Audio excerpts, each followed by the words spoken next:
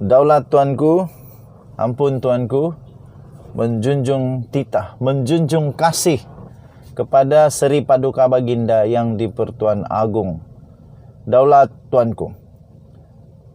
Tuan-tuan dan puan yang dihormati sekalian, akhirnya Agung mulai berbicara dan memberikan kata dua yang amat penting kepada ahli-ahli politik, terutamanya mereka yang berkenan.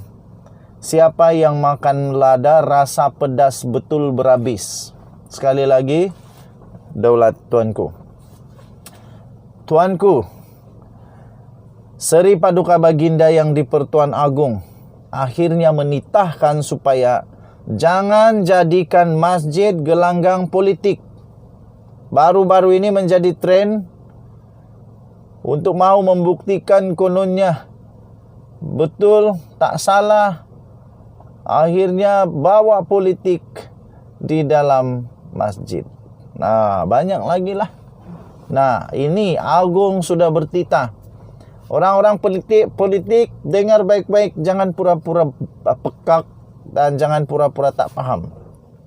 Seri Paduka Baginda yang di-Pertuan Agung Al-Sultan Abdullah Riayatuddin Al-Mustafa Billah Shah pada hari ini telah bertitah supaya masjid tidak dijadikan sebagai tempat untuk mencerca sesama umat, bertelingkah dan gelanggang politik. Seri Paduka Baginda yang di-Pertuan Agung bertitah, masjid seharusnya dijadikan sebuah institusi yang menerajui kebaikan, pusat kegiatan umat Islam, malah sebagai lilin yang menyinari masyarakat setempat. Kata Baginda, saya ingin berpesan kepada pengurusan masjid di seluruh negeri Pahang yang dicintai ini. Pengurusan masjid merupakan pemegang amanah rumah Allah. Justru laksanakan tanggungjawab dalam mengurus rumah Allah ini dengan penuh keikhlasan, jujur dan amanah. Titah Baginda. Baginda turut bertitah, saya memang tidak membenarkan mana-mana pihak berpolitik dalam rumah Allah. Jadilah ini sebagai satu ingatan kepada kita semua. Dan saya harap tidak ada yang mempertikaikan arahan ini. Titah Baginda lagi. Ia untuk kesejahteraan dan kebaikan bersama kita, umat Islam dan umat orang Melayu, kata Baginda lagi. Baginda turut bertitah, kalau nak berpolitik pun luar masjid sahaja, bukan dalam masjid. Jadilah ini ingatan kepada kita semua dan khususnya pengurusan masjid. Saya harap pengurusan masjid bertanggungjawab dalam hal ini, titah Baginda. Baginda turut bertitah, jangan politikkan apa yang saya kata ini. Ia tidak mencerminkan kesucian agama Islam dan rumah Allah ini. Jangan kata saya tak mengingatkan. Kita semua mengingati sesama sendiri, titah Baginda. Baginda bertitah demikian pada ketika majlis perasmian masjid baru Bandar Tun Abdul Razak Jengkamaran sempena memuliakan ulang tahun Hari Keputeraan yang ke-63 Sultan Pahang di Maran. Turut berangkat pemangku Raja Pahang, Tengku Hasanal Ibrahim Alam Shah dan kerabat di Raja Pahang serta barisan kepimpinan kerajaan negeri, termasuk Menteri Besar Datuk Seri Wan Rosdi Wan Ismail. Pada majlis berkenaan, Seri Paduka yang juga Sultan Pahang berkenan merasmikan dan memasyurkan masjid berkenaan dengan nama Masjid Al-Sultan Abdullah Riayatuddin Al-Mustafa Billah Shah sebelum menandatangani papan tanda perasmian masjid itu. Al-Sultan Abdullah turut merakamkan penghargaan kepada Kerajaan Persekutuan yang telah memperuntukkan sebanyak 9.5 juta bagi pembinaan masjid itu.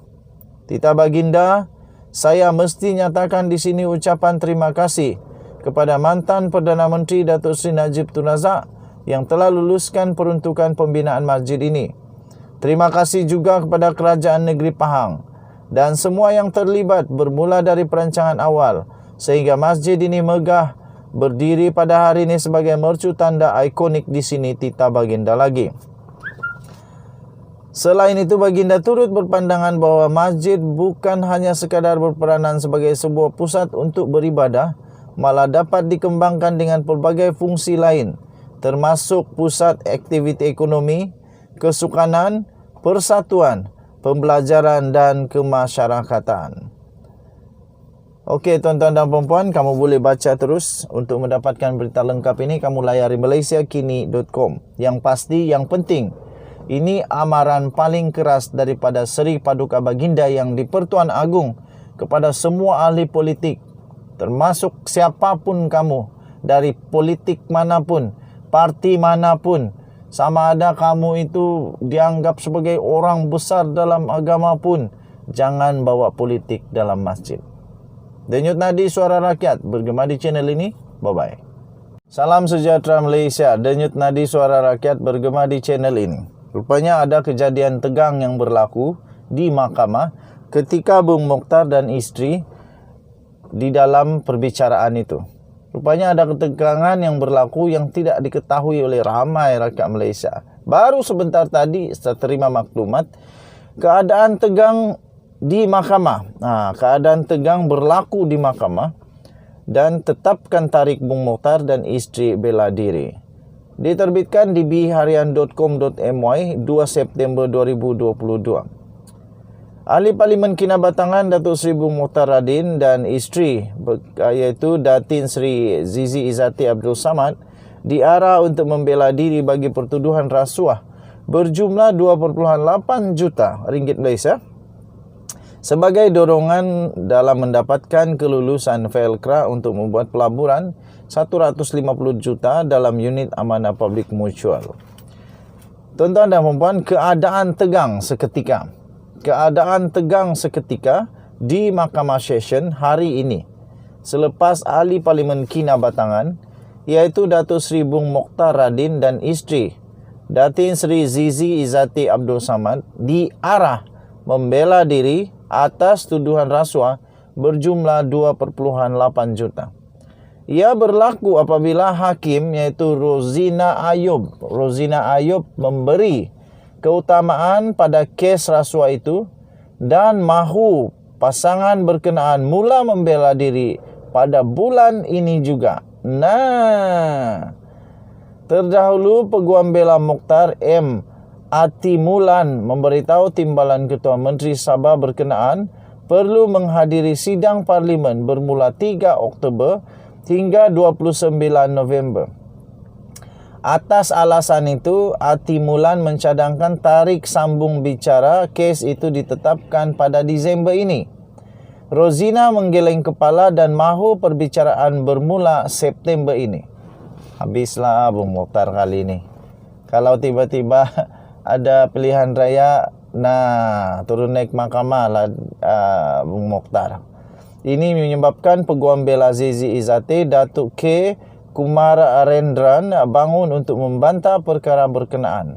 Ini tidak betul. Saya ada anak guam lain yang sedang berhadapan hukuman mati dan kes mereka sudah lama ditetapkan untuk pendengaran sebelum ini.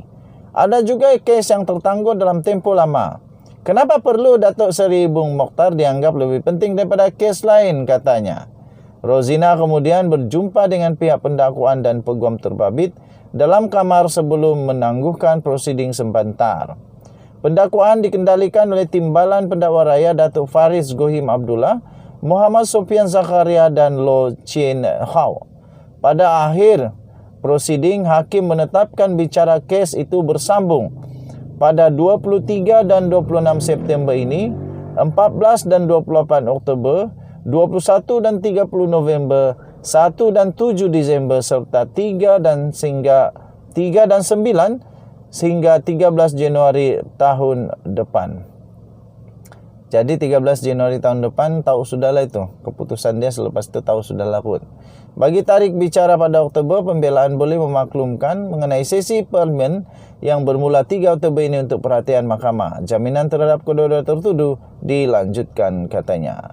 Bung Mokhtar, 64 tahun sekarang ini, juga adalah bekas pengerusi bukan eksekutif FELKRA, didakwa atas dua tuduhan menerima rasuah 2,2 juta dan Rp262.500 sebagai dorongan mendapatkan kelulusan Verkra untuk membuat pelaburan 150 juta dalam unit amanah public mutual. Okey, tuan-tuan dan puan-puan yang dihormati sekalian, Denyut Nadi Suara Rakyat bergema di channel ini. Bye-bye.